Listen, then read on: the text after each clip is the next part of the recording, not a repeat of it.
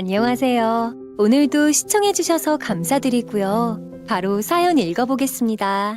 돈에 미치면 자신이 어떤 짓을 하고 있는지조차 모르는 세상입니다. 사람이길 포기한 가족들.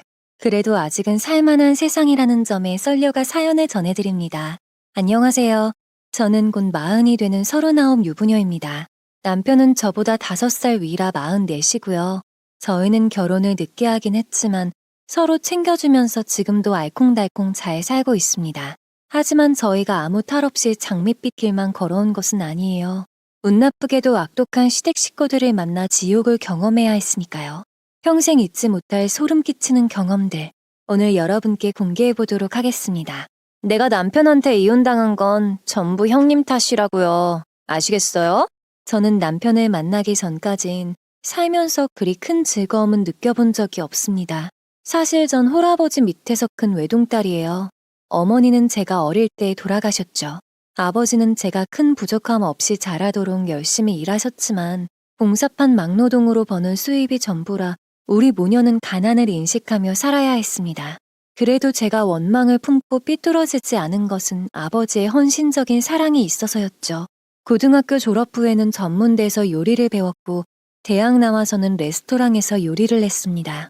한 7년 정도 휴일 없이 일하다 보니 몸이 정말 많이 상하더라고요. 그래서 일은 그만두고 이참에 음식이나 팔아보자고 결심했어요. 그래서 일하며 모은 돈으로 트럭을 사서 떡볶이와 어묵을 팔았죠. 장사는 개시한 날부터 순조롭게 흘러갔습니다. 원래 요리를 좋아하지만 재능도 있어서 제가 만든 음식은 다 맛이 좋았거든요. 역시 사장님이 한 떡볶이가 제일 맛있네. 사장님 떡볶이 먹고 나선 우리 가족 전부 여기서만 사 먹잖아요. 그런데 수요일만 오는 건 아쉽네. 우리 동네 매일 와주면 안 돼요? 남편은 트럭에서 분식 장사를 하며 만났습니다. 남편은 그때도 지금도 트럭으로 각종 야채를 팔고 있어요. 제가 수요일이면 가는 동네에 남편도 와서 장사를 했는데 서로 인사 나누다가 정이 쌓이고 결국 결혼까지 하게 됐죠. 남편은 정말 아량이 넓고 좋은 사람입니다. 제 남편이라서 하는 말이 아니라 진짜 그래요. 3남 중 장남인데 어릴 때부터 장사하는 부모님이 집을 비우시면 알아서 동생들 밥도 챙겨주고 숙제도 봐주고 그랬다고 해요. 책임감 있고 듬직한 사람이었던 거죠. 하지만 남편은 연애운은 별로 없었다고 합니다. 숫기도 말솜씨도 없어서 맞선을 봐도 성과가 없었나 봐요.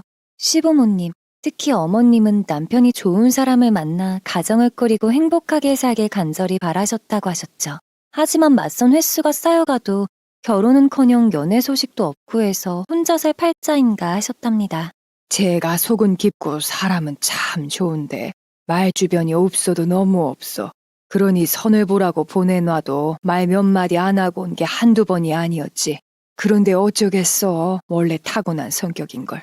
그런데 어머님이 어쩔 수 없이 장남의 결혼에 대한 기대를 내려놓은 지 얼마 되지 않아 남편은 결혼할 사람이라며 저를 데리고 지금의 시댁을 찾았습니다.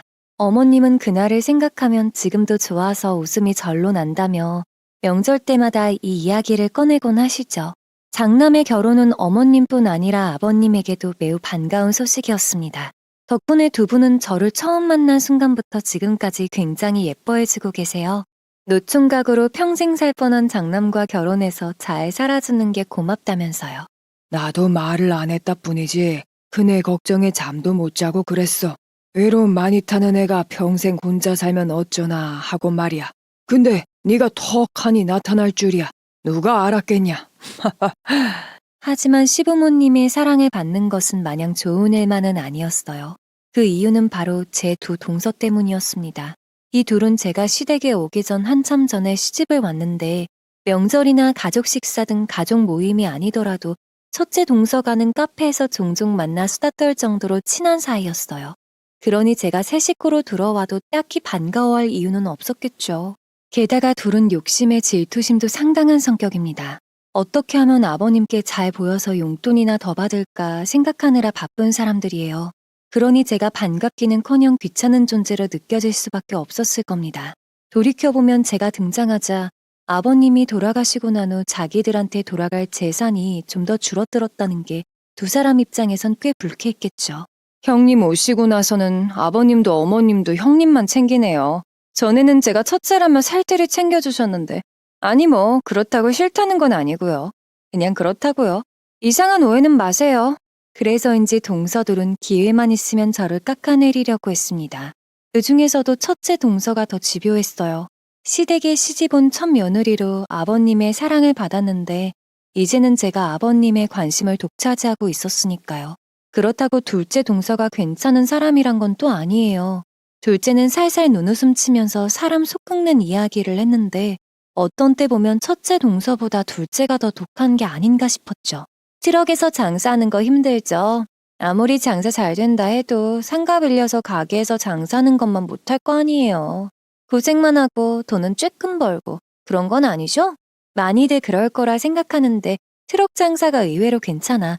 그리고 나는 오래 해서 단골도 좀 되고 동서가 걱정 안 해도 충분히 잘하고 있어. 에이, 그냥 하는 말씀이죠, 형님? 그래봤자 트럭에서 팔 수 있는 양은 얼마 안 되잖아요. 한 달에 얼마나 버시는데요, 그럼? 허영심 많은 둘째 동서는 행여제가 돈까지 잘 버나 싶어서 전전긍긍했습니다. 저는 얄미운 표정으로 얄미운 말을 하는 동서에게 한 달 매출을 알려줄까 진지하게 생각했죠. 하지만 저는 그 마음을 접어야 했습니다. 남 잘 되는 꼴 못 보는 둘째 동서가 속이 뒤틀려서 또 저를 얼마나 쑤셔댈지 생각하니 벌써부터 머리가 지끈지끈 아파왔으니까요. 하지만 이윽고 저희 부부에게 예상 못한 좋은 일이 일어났습니다. 그 덕에 좋든 싫든 둘째 동서뿐 아니라 첫째 동서가 보내는 질투 어린 뜨거운 시선을 받아내야 했지요. 그 좋은 일은 저희의 오래된 아파트가 재개발 승인을 받았다는 거였습니다. 사실 저희 아파트에 대한 재개발 기대감은 예전부터 있었지만 승인은 생각을 못하고 있던 터라 우리 부부도 깜짝 놀랐죠. 아파트 재개발 소식은 자연스레 두 동서의 귀에도 들어갔습니다. 저나 남편이나 한마디 한 적도 없었지만 부동산 호재니 지역 뉴스니에서 꽤 보도가 된 탓에 두 동서도 알게 된 거죠. 재개발 뉴스를 알게 된 둘째 동서는 심기가 정말 불편해 보였어요. 그 이유는 제가 누구보다 잘 알았습니다. 둘째는 그동안 제가 사는 아파트는 물론 동네가 별로라는 식으로 무시해왔거든요. 형님 지금이라도 집 팔고 다른 데로 이사 가세요. 형님 사시는 동네 거기는 교통도 불편한 데다 교육 수준도 엄청 낮은 곳이에요. 버티고 있어봤자 집값만 더 떨어질걸요? 재개발 소식에 대한 첫째 동서의 반응은 둘째 동서와 별반 다르지 않았습니다. 굳이 차이를 말하자면 첫째 동서는 무슨 배짱인지 저한테 돈을 빌려달라고 말을 꺼냈다는 거예요. 이 모든 발단은 시댁에서 다 같이 모여 밥을 먹을 때 저희 부부가 아파트를 팔고 싶다고 말을 한 것이었습니다. 순조롭게 잘 되고 있는 제 분식 트럭과는 달리 첫째 동서의 카페는 적자를 기록하고 있었어요. 조급해진 동서는 여기저기 돈을 빌리러 다녔는데 마지막 기대였던 시댁에서도 거절당하고 저한테까지 오게 된 거죠. 그런데 동서는 정중하게 부탁 같은 건 할 생각이 없어 보였어요. 빌려준 돈을 받으러 온 사람처럼 당당하게 요구했거든요. 형님, 아파트 파실 거죠? 그럼 차익으로 수익 꽤 날 텐데 그 돈 저 좀 빌려주세요. 형님마저 돈 안 빌려주시면 저 카페 문 닫아야 해요. 정말 미안한 말이지만 그건 아무래도 어렵겠어. 아파트 판다 해도 당장 팔 것도 아닌데다가 팔아서 난 수익은 분식집 내는데 쓸 거야. 이해해 줄 수 있지? 이해요? 형님, 제 말 지금 안 들으신 거예요? 저 카페 망하게 생겼다니까요? 그리고 형님은 트럭 장사라도 충분하잖아요. 먹고 살기 괜찮으시다면서요. 첫째 동서는 계속 막무가내로 저에게 돈을 달라고 떼를 썼습니다. 저는 이런 동서가 어이없기도 하면서 동시에 무섭게 느껴졌습니다. 동서의 말투나 행동으로 봤을 때 자기 카페가 망하기라도 한다면 제가 돈을 빌려주지 않은 탓으로 여기겠다고 협박하는 것 같았거든요. 하지만 저는 어쩔 수 없는 건 어쩔 수 없다고 못을 박았어요. 그러자 동서는 신경질적으로 알겠다고 말하더니 일방적으로 대화를 중단해버렸습니다. 몇 달 후 저는 시부모님을 통해 첫째 동서의 카페 폐업 소식을 듣게 되었죠. 카페 폐업으로 극심한 스트레스를 받은 동서는 병원에 입원까지 했다고도 하셨죠. 저는 불편하게 끝난 동서와의 대화가 떠올라 병문안 가기가 꺼려졌지만 어찌됐든 사람이 아프다고 하니 병문안은 가야겠다 싶어서 어머님께 동서가 있는 병원을 알아내 방문했어요. 그런데 병원에 가서 보니 첫째 동서는 꽤나 멀쩡한 모습이었습니다. 알고 봤더니 입원은 아니고 몸이 허해져서 링겔을 맞으러 온 게 다였더군요. 그런데도 동서는 병원에 와서 침대에 누우면 이번 아니냐며 박박 우겨댔죠. 이윽고 동서는 저를 향한 분노가 떠오르기라도 했는지 저를 겨냥해 빈정거림 가득한 말을 내뱉기 시작했습니다. 잘 나가는 장사 챙기느라 바쁘실 분이 어쩐 일로 여기까지 오셨어요? 나 혼자 잘 먹고 잘 사는, 남이 아프든 말든 신경 안 쓰고 사는 줄 알았는데. 그래서 더 잘 먹고 잘 살고 그래요? 작은 형님 말씀 정말 재밌게 잘하시네요. 근데 형님이 무슨 말씀 하는지 저도 잘 알 것 같아요. 저도 그런 이기적인 사람 하나 알고 있거든요. 첫째 동서와 둘째 동서는 저를 마치 눈앞에 없는 사람 취급하며 제 화를 돋우려고 했습니다. 자기들끼리 눈을 마주치고 기분 나쁜 미소를 띠고 심지어 키득거리며 웃음을 터뜨리기까지 했죠. 저는 화가 나 살짝 떨려오는 몸을 겨우 진정시킨 채 오는 길에 사온 호박죽이 담긴 종이 가방을 건넸습니다. 그리고 건강 잘 챙기고 빨리 나으라는 말도 잊지 않고 덧붙였죠. 하지만 동서둘은 제 작은 성의마저 깡그리 무시해버리더군요. 둘째 동서는 제가 첫째 동서에게 건네는 종이 가방을 획 낚아채더니 안을 들여다보고 얼굴을 찌푸리더니 이러더군요. 어머, 큰형님, 이거 호박죽 아니에요? 이걸 어쩌나? 작은 형님 호박죽 싫어하시는데. 예상도 못한 둘째 동서의 반응에 저는 어안이 벙벙해졌습니다. 제 기억에 첫째 동서는 어머님이 호박죽을 해주실 때마다 맛있다며 잘만 먹었어요. 심지어는 집에 가면 생각날 것 같다며 좀 싸달라고 부탁을 해 얻어가기도 했으니까요. 하지만 제가 이 이야기를 하자 첫째 동서도 있는 대로 인상을 쓰더니 저에게 기분 나쁜 말투로 이렇게 말하는 겁니다. 형님, 그건 예의상 한 말이죠. 저 호박죽 안 좋아하거든요. 형님은 도통 남한테 관심이 없으니까 남이 뭘 진짜 좋아하는지 싫어하는지 모르시나 보네요. 첫째 동서의 말에 저는 미안하다라는 말밖에 할 말이 떠오르지 않았습니다. 그리고 다시 한번 몸 잘 챙기란 말을 한 다음 조용히 자리를 떴지요. 두 사람은 제 등 뒤에 대고 들으란 듯이 또 한 번 키득대며 웃었어요.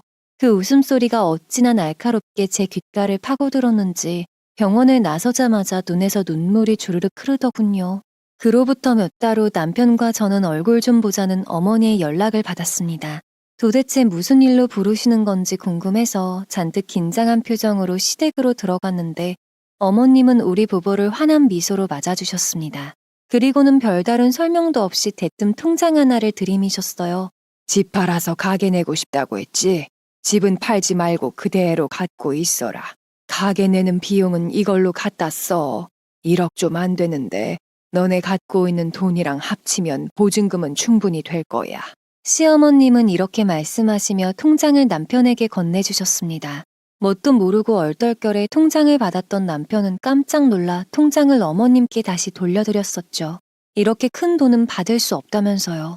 저도 어머님께 아껴주시는 마음만 감사히 받겠다고 했습니다. 정중하게 거절의 의사를 밝힌 거죠. 그러자 어머님은 웃으시면서 절대 그냥 주는 거 아니고 빌려주는 거라면서 이걸로 작은 점퍼 얻어서 가게 해보라고 하셨어요. 둘 다 장사하던 사람이니 음식 가게 내면 잘 될 거다. 돈은 천천히 갚아도 되니까 부담 갖지 마라. 그래도 정 불편하다면 내가 이자도 야무지게 받지 뭐. 은행보다 싸게 해줄게. 저와 남편은 통장을 들고 한참을 망설이다가 결국 어머님께 돈을 빌리기로 했습니다. 그제서야 어머님은 빙그레 웃으면서 장사 잘 되길 바란다며 덕담을 해주셨죠. 시댁을 방문하고 집으로 돌아온 후 며칠이 지났을 때 갑자기 첫째 동서가 연락을 해왔습니다. 저는 빨래를 널고 있다 동서의 연락을 받았는데 전화를 받자마자 동서가 소리를 대뜸 지르는 바람에 깜짝 놀라서 손에 든 빨래 바구니를 놓치고 말았죠. 형님, 어쩜 이러실 수 있어요? 형님이 어머님한테서 돈 거 같다면서요. 대체 왜요? 돈도 많으신 분이 왜 자꾸 욕심을 더 부리시는 거예요? 첫째 동서는 다짜고짜 저에게 분수에 안 맞는 욕심을 부린다며 소리를 질렀습니다. 말도 안 되는 비난에 솔직히 화가 났지만 꾹 참고 무슨 의도로 그런 말을 하냐고 물어보았죠. 알고 봤더니 첫째 동서는 이번에도 또 어떤 사업을 하겠다고 시댁에 돈을 꺼달라고 했답니다. 이번에는 또 무슨 프랜차이즈 식당을 할 건데 한 2억은 필요하니 시부모님 도움 받고 싶다고 한 거죠. 게다가 한술 더 떠서 식당 자리는 시아버님 소유 상가로 달라고 했답니다. 시부모님은 당연히 거절을 하셨고 첫째 동서는 거절당한 게 전부 제 잘못이라고 여겼던 거죠. 저는 동서와 시부모님 사이에서 오고 간 대화가 어땠는지 잘 모르고 제가 시부모님과 나눈 대화에 대해서 동서에게 알려주기는 좀 그렇다며 적당히 대화를 마무리하려고 했습니다. 그러자 첫째 동서는 저에게 착한 척하지 말라, 가식 떨지 말라고 쏘아붙이더니 전화를 끊어버리더군요. 그러나 저에게는 첫째 동서의 무례한 분노 표출에 신경 쓸 여유가 없었습니다. 곧 문을 열 분식점 준비에 눈코 뜰 새 없이 바빴으니까요. 오랜 꿈이었던 내 분식점 오픈을 앞둔 며칠간 저는 좀처럼 잠을 이루지 못했습니다. 기대감도 있지만 장사가 잘 안 되면 어쩌지 하는 불안감이 가장 컸지요. 하지만 이런 제 불안이 무색할 정도로 분식집은 장사가 잘 되었어요. 트럭 장사할 때부터 단골이었던 손님들이 첫날부터 찾아와 주셨는데 다들 친구니 가족이니 함께 와주신 덕에 개시일부터 문정성시를 이루었죠. 사장님, 오픈 축하해요. 저 오늘은 가족들이랑 같이 왔어요. 가게에서 제가 만든 음식들을 처음 맛본 사람들 중 절반이 훌쩍 넘는 분들은 일주일이 못 가서 또 가게로 찾아오셨습니다. 저는 몰려드는 주문을 소화하느라 정신이 없었지만 마음만은 행복했어요. 제가 정성스레 만든 음식을 맛있게 드셔주는 손님들을 보니 뿌듯하고 거기에 매출까지 잘 나오니 더 바랄 나위가 없었습니다. 하지만 사는 게 다 그렇지만 좋은 소식만 들으며 살 순 없죠. 분식집이 장사가 잘 된다는 소문을 들은 첫째 동서는 다시 저를 찾아와 돈을 빌려달라고 사정했어요. 저는 동서에게 다시 한번 동서의 사업자금으로 빌려줄 돈은 없다고 확실히 말했습니다. 그리고 이번에도 동서를 자극하지 않게 다정한 말투를 써가며 미안하다는 말을 덧붙였어요. 그런데 동서는 사업 때문에 그런 게 아니라며 눈에 뻔히 보이는 거짓말을 했습니다. 형님은 제가 무슨 사업자금만 빌리러 다니는 사람인 것처럼 말씀하시네요. 이번에는 아니에요. 실은요, 제가 몸이 좀 아파요. 그래서 일 안 하고 집에서 푹 쉬어야 하는데 돈이 없어요. 동서는 앓는 소리를 해가며 저에게 돈을 꿔달라고 사정을 했습니다. 동서의 속보이는 얕은 꾀에 저는 어이가 없어 실수가 나왔죠. 끈질기게 돈을 달라는 동서의 요구를 이번에도 거절할 수밖에 없었어요. 그러자 동서는 냉랭하게 저를 이기적이라며 쏘아붙이곤 자리를 뜨더군요. 그로부터 한 3달쯤 지났을까? 저는 남편으로부터 급한 연락을 받았습니다. 어머님이 쓰러져서 병원에 입원하셨다는 거였죠. 깜짝 놀라 서둘러 병원으로 달려갔어요.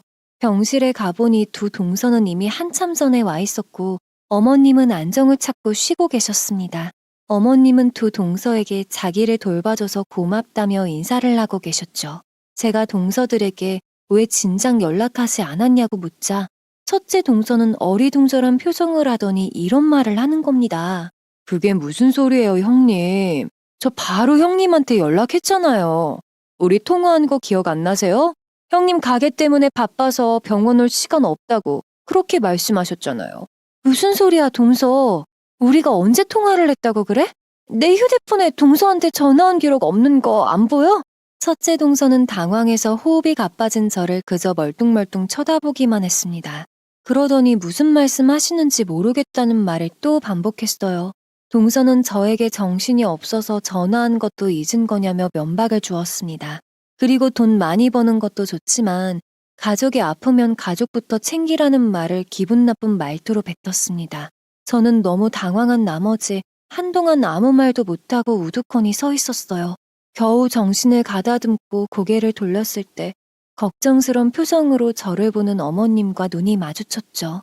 어머님은 무슨 상황인지 안다는 듯 저를 향해 고개를 끄덕이셨어요. 그제야 저는 모든 상황을 이해했습니다. 두 동서가 어머님이 쓰러진 걸 알고도 일부러 저에게 연락을 안 했다는 것을요. 그래요, 형님. 돈도 좋지만 가족이랑 건강도 좀 챙기셔야죠. 그러고 보니 형님도 안색이 안 좋으시네요.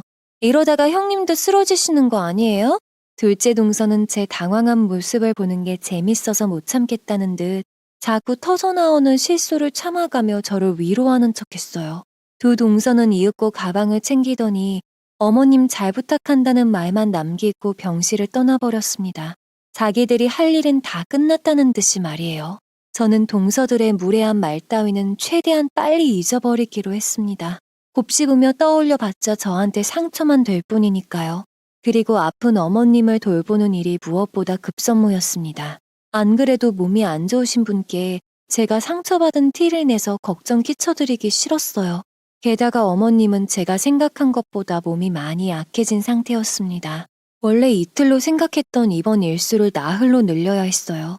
저는 어머님이 입원해 계신 동안은 물론 퇴원 후 집에서 쉬시는 동안에도 꾸준하게 어머님을 찾아뵈었어요. 살이 빠진 어머님을 위한 특식도 제 손으로 만들었습니다. 물론 어머님 좋아하시는 호박죽도 정성스레 쑤어서요. 어머님은 당신을 정성스레 돌보는 저에게 몇 번이고 감사의 말을 하셨습니다. 분식집 임대 계약 끝나고 나면 임대료 싸게 해줄 테니 시아버지 상가에 들어오라고 하시면서요. 열심히 장사해서 번 돈 다달이 임대료로 써버리다니 너무 아깝잖아.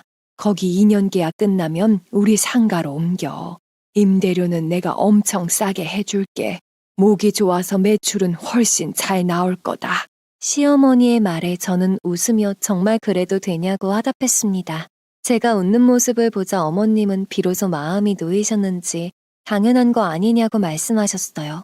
저는 시부모님 상가에 가게 차리면 시댁과도 훨씬 가까워지고 하니 매일 같이 놀러 오셔서 제가 만든 맛있는 떡볶이 드시라고 청했습니다. 그러자 어머님은 그건 가게의 민폐가 될 것 같으니 가끔 가다 들러서 일손이나 거들어 주시겠다고 하셨고요.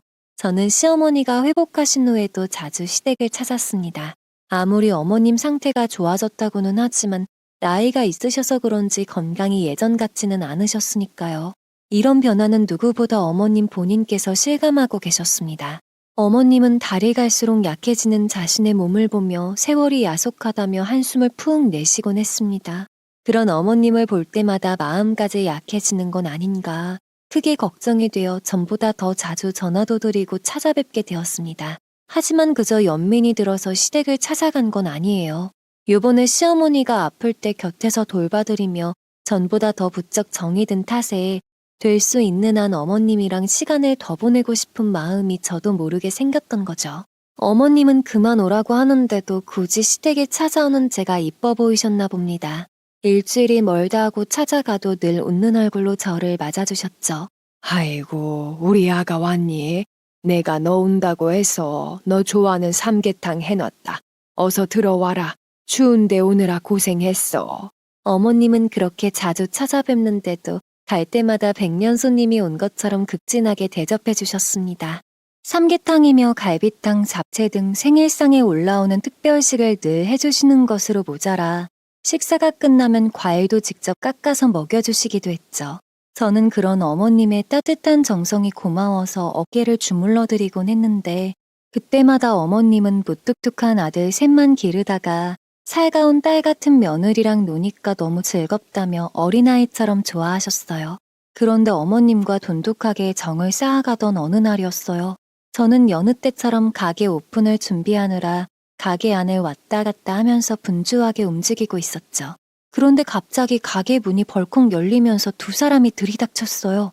문이 열리는 소리에 깜짝 놀라 그쪽을 바라보니 첫째 동서와 서방님 부부가 씩씩거리며 가게 안으로 들어와 곧장 제가 있는 쪽으로 성큼성큼 오는 게 보였습니다. 동서, 지금 뭐 하는 거야? 영업 준비 중인 가게 함부로 들어오면 어떡해? 형님이야말로 뭐 하는 짓이에요?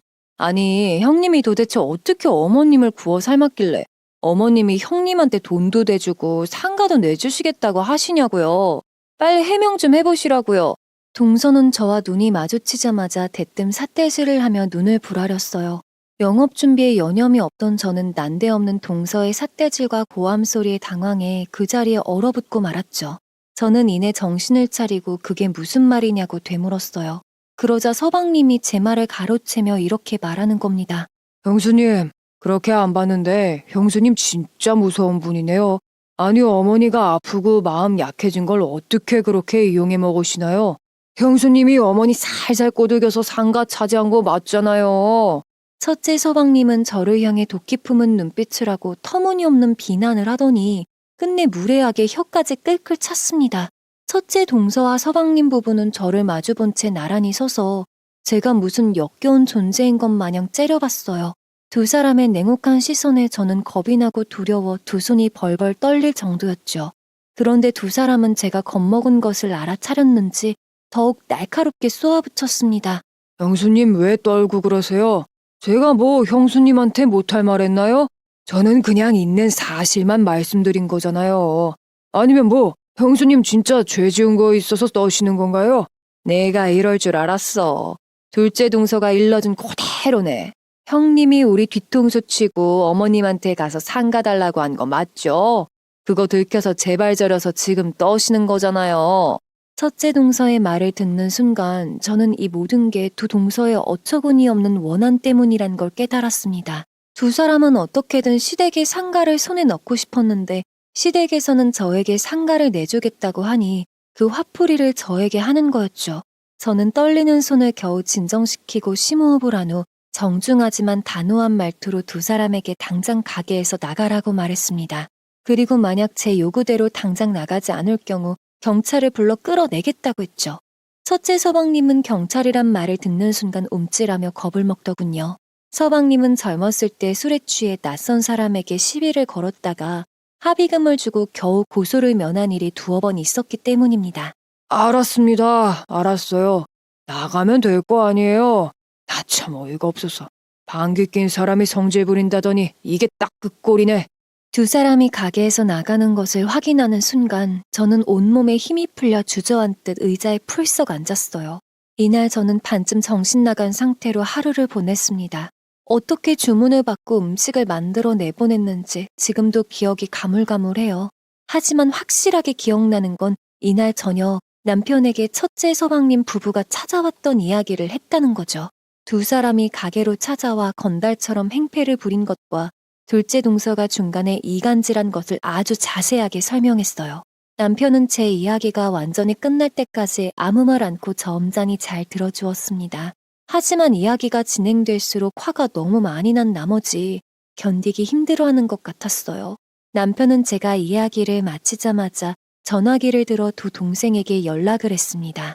얼마 후 두 서방님은 자신과 자신의 아내들이 뱉은 말에 대해 사과를 해야 했습니다. 하지만 남편은 이걸로 부족하다 싶었던 모양이에요. 이건 우리 선에서 이야기하고 끝내면 안 될 것 같아. 사과 받고 끝낼 일이 아니라고. 일단 당신은 아무것도 하지 말고 지켜만 봐. 아버지랑 어머니한테는 내가 말씀드릴 테니. 다음 날 남편은 바로 시댁으로 가서 지금까지 있었던 일에 대해 시부모님께 사실대로 털어놓았습니다. 남편에게 전해 듣기로는 시어머니는 충격을 받으셨고 시아버지는 불같이 화를 내셨다고 했어요. 그리고 조만간 시댁에서 연락이 올 텐데 시부모님께서 무슨 말씀을 하시든 남편은 저더러 아무것도 몰랐다는 식으로 행동하라고 주의를 주었죠. 바로 다음 날이었어요. 시아버지는 모든 가족에게 연락을 해 중대 발표가 있으니 이번 일요일에 한 사람도 빠짐없이 시댁으로 오라고 하셨어요. 저는 이게 남편이 말한 일인가 싶어서 알겠다고 짧게 대답하고 남편과 함께 시댁으로 갔습니다. 시댁에 도착해서 보니 가족 중에는 저희 부부가 가장 마지막으로 왔더군요. 첫째 서방님과 둘째 서방님 부부는 이미 거실에서 시부모님과 마주보고 앉아 있었습니다. 시아버지는 문을 열고 들어오는 저희 부부에게 어서 자리에 앉아보라고 했어요. 이야기 길게 할 거 없고 다들 바쁠 테니 할 말만 빨리 전달하고 다들 집에 가면 된다고 하셨죠. 우리가 작은 상가 건물 하나 갖고 있는 거 알지? 그거 누가 21억 준 데서 넘기기로 결정했다. 돈 받으면 작은 상가 하나 사서 큰애들 임대 놔주고 나머지는 은행에다 맡겨두고 우리가 쓸 거다. 이상. 아버님의 선언이 떨어지자마자 첫째 서방님 부부와 둘째 동서는 그게 무슨 소리냐고 펄쩍 뛰었습니다. 하지만 그렇다고 저희 부부가 먼 산 구경하듯 침착했던 건 아닙니다. 놀라기로 따지자면 저희 부부도 그들처럼 깜짝 놀랐으니까요. 이날 침착을 유지했던 건 시아버지와 시어머니, 그리고 원래 남일에 관심 없고 남것에 욕심 안 내는 둘째 서방님뿐이었죠. 첫째 서방님과 동서, 둘째 동서는 흥분해서 말도 안 된다는 소리만 반복했습니다. 이 사람들의 흥분은 시간이 가라앉지 않고 오히려 더 고조되는 듯했어요. 심지어 둘째 동서는 억울한 듯 소리내어 울기까지 하더군요. 이 소동이 끝나게 된 시점은 첫째 서방님이 감정 조절을 못해 막말을 내뱉었을 때였습니다. 그때까지 아무 말 않고 참던 시아버지의 인내심이 한계에 도달해 다들 썩 나가라고 소리를 지르셨거든요. 어디서 욕을 내뱉고 난리야. 이 버르장머리 없는 녀석아. 내 돈 내 마음대로 쓰겠다는데 네 녀석이 무슨 권리로 내 집에서 그런 말을 뱉어. 계약에 결혼비용 대주고 네 마누라 빚도 갚아준 건 기억 못하냐. 더구나 사업이네 주식이네 다 해먹을 때도 내가 다 갚아줬다. 근데 또 욕심을 부려. 시아버지는 여태 본 적 없는 무서운 소리를 하고 첫째 서방님에게 썩 꺼지라고 소리를 질렀어요. 서방님은 아버지의 기세에 기가 죽어 찍소리도 못하고 첫째 동서와 함께 도망가듯 시댁문을 열고 나가버렸습니다. 아버님은 부랴부랴 자리를 뜨는 첫째 서방님과 동서의 뒤통수를 향해 자기 돈 갚을 생각 없거들랑 행실이라도 똑바로 하라며 호통을 날리셨죠. 아버님은 곧바로 고개를 돌려 둘째 동서를 바라보더니 어린 아이도 아니니 눈물은 그치고 그만 나가보라고 하셨습니다. 그런데 둘째 동서가 눈치 없이 한마디 하는 바람에 아버님은 다시 한 번 더 소리를 지르셔야 했어요. 아버님, 농담이시죠? 어떻게 이러실 수가 있어요? 큰아주버님만 아들이고 큰형님만 며느리인가요? 그러자 이번엔 시어머니께서 말씀하셨죠. 너까지 이러기냐. 에휴, 더 이상 듣기 싫다. 너도 어서 집에나 가거라. 시아버지는 자신을 향해 한 차례 울음을 더 터뜨리는 둘째 동서에게 아예 몸을 돌리고 앉아버리셨어요. 둘째 서방님은 때를 쓰는 둘째 동서를 겨우 일으켜 세워 문 밖으로 끌고 가다시피 해서 나가야 했습니다. 네 사람이 떠나고 간 뒤 저희 부부는 썰렁해진 시댁 거실에서 어쩔 줄을 몰라 하며 눈치만 보고 있었어요. 시어머니는 그런 저희 두 사람을 보시더니 다정하게 한 말씀 해주셨죠. 너네 아버지랑 나랑 충분히 고심해서 내린 결정이니까 너희는 그대로 따라주기만 하면 된다. 그리고 나머지 형제들이 뭐라고 하든 그건 신경 쓰지 마라. 우리도 신경 안 쓸 테니까. 알겠지? 시어머니는 그렇게 말씀하시곤 피곤할 테니 그만 가보라며 저희 부부의 등을 떠밀듯이 하며 배웅을 해주셨습니다. 그로부터 한 달이 지난 어느 토요일이었어요. 갑자기 시아버지로부터 연락이 오더니 내일 저희 집으로 찾아와도 되냐고 물으시더군요. 저는 얼마든지 오시라고 대답을 드렸고 아버님은 오후 3시에 맞춰서 저희 집으로 오시겠다고 했죠. 다음 날 일요일 오후 3시 10분 전이 되자 아버님이 초인종을 누르는 소리가 들렸습니다. 아버님은 집 현관을 지나 거실로 들어오시더니 대뜸 이렇게 말씀하셨습니다. 상가판 돈 얼마 전에 받았다. 목 좋은 곳에 상가 받은 거 바로 계약할 테니까 거기로 가게 옮기거라. 첫 1년은 임대료 걱정하지 마라. 시세보다 반값은 더 싸게 해줄 테니까. 아버님은 좋은 자리에 상가를 내줄 테니 분식집을 잘 키워보라고 말씀하셨어요. 그리고 괜한 욕심부려 다른 사업하지 말고 하나만 열심히 하라고 덧붙이셨는데 여러 사업 벌이다가 실패만 한 첫째 동서를 유념해서 하시는 말인 것 같았습니다. 너희는 부모한테 손 안 벌리고 열심히 살아왔잖아. 그게 얼마나 부모한테 큰 위로가 되는지 모른다. 앞으로도 한눈 팔지 말고 지금처럼만 잘하면 된다. 그리곤 과거의 일들을 한숨 쉬며 내뱉으셨죠. 첫째 서방님은 합의금, 둘째 서방님은 유학비로 돈을 많이 썼는데 제 남편은 대학도 제가 벌어다니고 졸업하자마자 장사로 자립해서 챙겨준 게 없다고 털어놓으셨습니다. 그리고 첫째와 둘째 동서는 양육비다 뭐다 해서 수십만 원씩 챙겨받고 사업비까지 메꿔주기까지 했지만 저 역시 남편처럼 제 살 길 잘 챙겨서 손이 덜 갔다고 말하셨죠. 너넨 알아서 잘하니까 모자란 애들 챙겨줘야겠다 생각했었는데 지금 보니 그게 아니더라. 지원도 똑똑이들한테 해줘야 보람이 있지. 구멍은 아무리 뭘 부어줘 봤자 안 돼. 시아버지는 그동안 저희에게 소홀했다며 앞으로라도 우리 부부를 애정으로 지켜보며 하는 일 잘 되도록 응원하겠다고 말씀해 주셨습니다. 저는 아버님께 말씀만으로도 감사한데 재정적으로도 지원해 주셔서 감사하다고 했어요.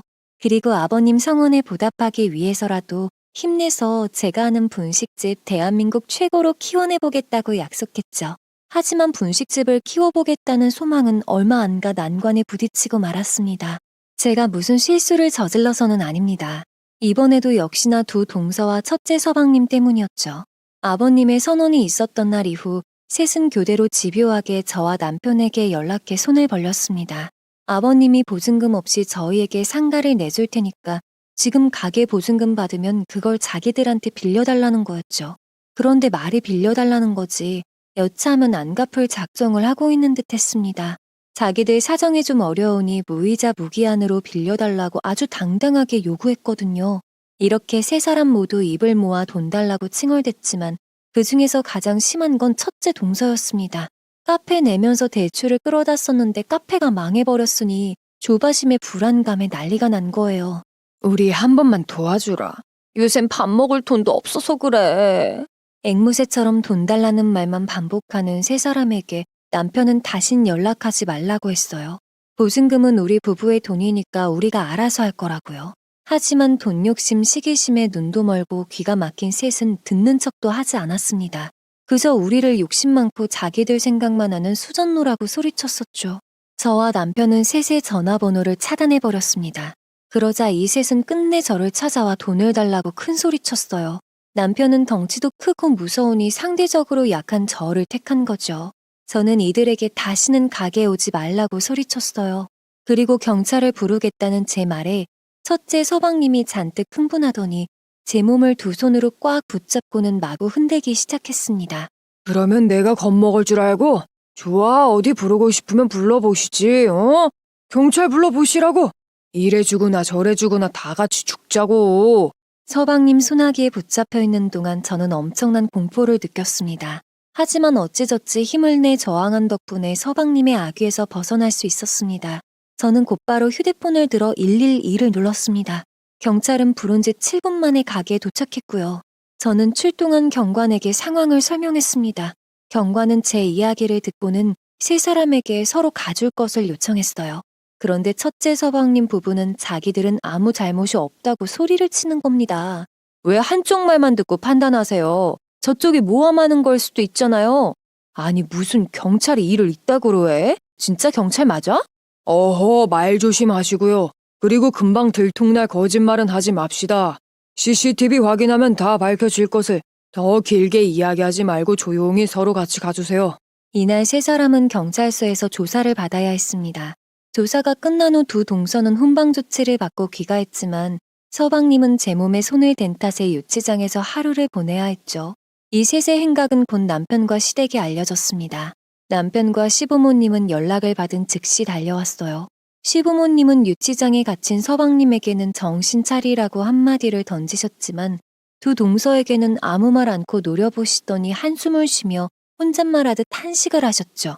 아이고, 못났다. 참으로 못났어. 사람이 말이야, 못나도 어쩜 이리 못났을꼬. 시아버지의 호통에 둘째 동서는 가식적으로 울며 용서해달라고 매달렸습니다. 하지만 시아버지는 그대로 등을 휙 돌리고 나가버리셨죠. 이날의 소동을 전해 들은 둘째 서방님은 바로 동서에게 이혼하자고 했다고 해요.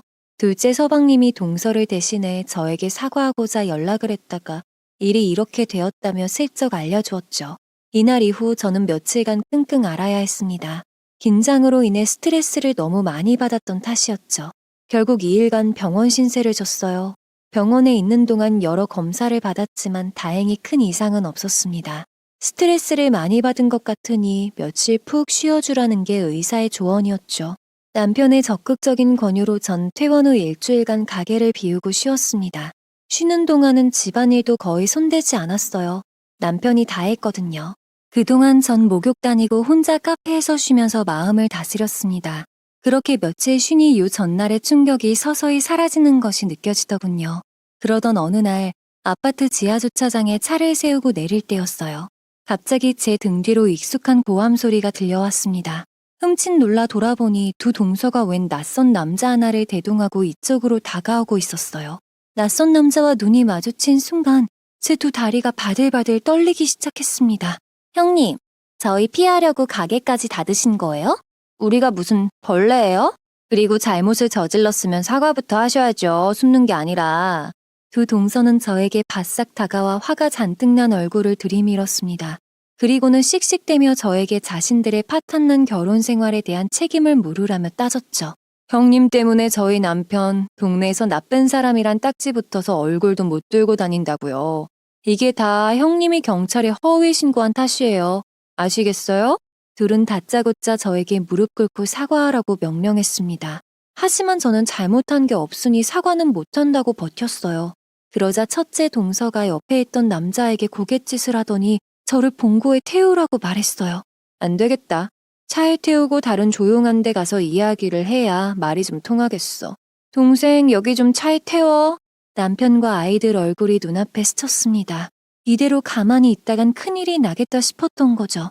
저는 배에 힘을 주고 있는 힘껏 소리쳤습니다. 누가 좀 도와주세요! 제발 도와주세요! 저는 주차장이 떠나갈 정도로 크게 소리를 질렀어요. 그러자 저쪽 끝에서 덩치 좋은 청년 둘이 빠른 속도로 달려오더군요.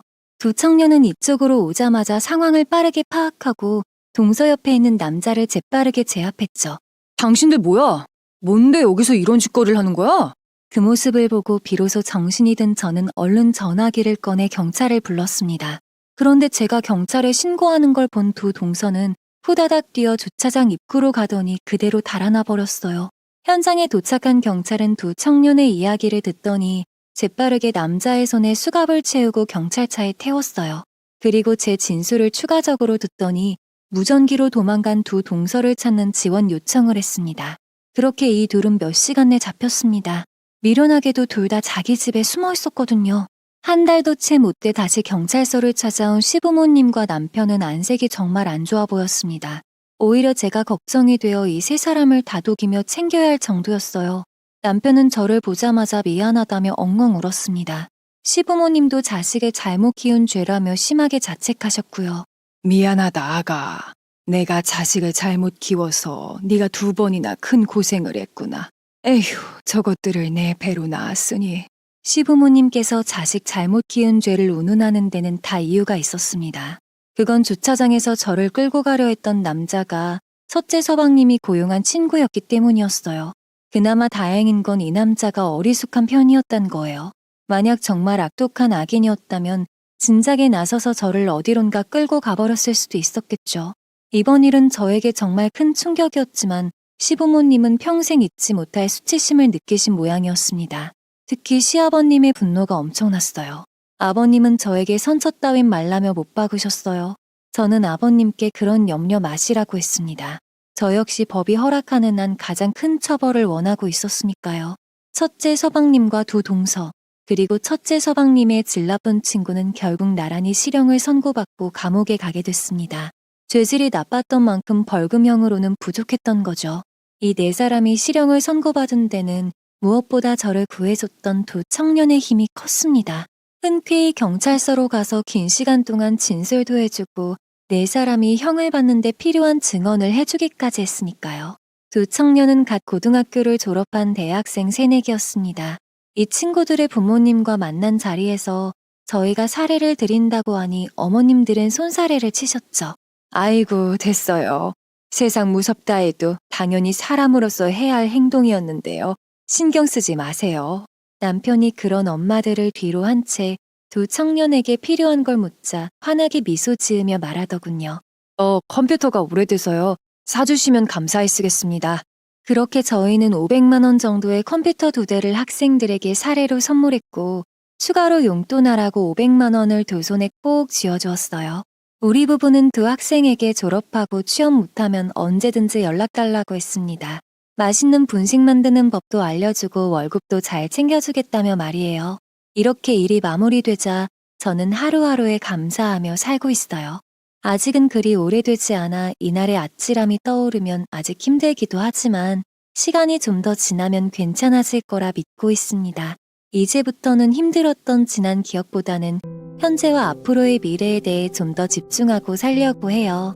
지금 제 곁에서 사랑과 응원을 주는 시부모님과 남편, 그리고 사랑스러운 아이들과 함께 시간을 보내며 새로운 추억을 만들어 나가보려고요. 제가 들려드릴 수 있는 이야기는 여기까지인 것 같습니다. 살떨리기 긴장되게 하는 에피소드도 있었는데 그럭저럭 편하게 들어주셨기를 바라며 저는 이만 여기서 인사드리도록 하겠습니다. 지금까지 긴 사연 들어주셔서 감사합니다. 여러분의 가정에는 평안만이 깃들길 바라면서 이만 마치겠습니다. 더 많은 이야기, 기막힌 사연을 듣길 원하신다면 구독과 좋아요, 알림 설정 부탁드립니다.